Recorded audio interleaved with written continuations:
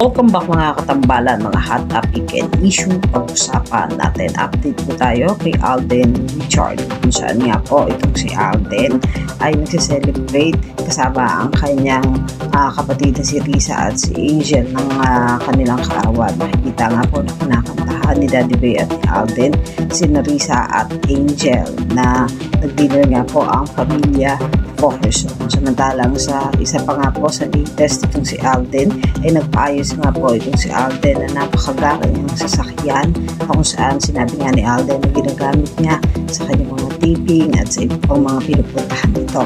Makikita naman yung naging outcome ng paayos nga itong si Alden ng kanyang napakagarang sasakyan sa Autogo kung saan nga po makikita na napakakinis at napakaganda na sasakyan ni Alden. Samantalang isa pa nga po sa naging post itong si Alden sa kanyang social media account ay ang magkakasama nga po sila ng kanyang mga classmate kung saan nga po nag-aaral ngayon si Alden kapiloto na ipinost naman ni Alden sa kanyang social media account. Makikita yung pagbabanding ni Alden kasama yung kanyang mga classmate kung saan nag-i-snack at sama-sama nga po silang nagpa-picture.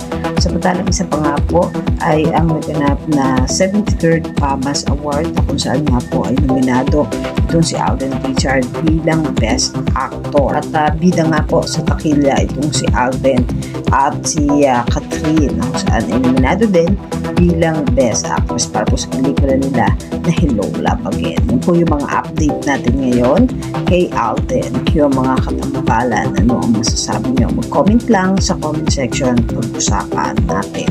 Yan ang mga hot topic issue dito lamang sa Tambalang Chiki.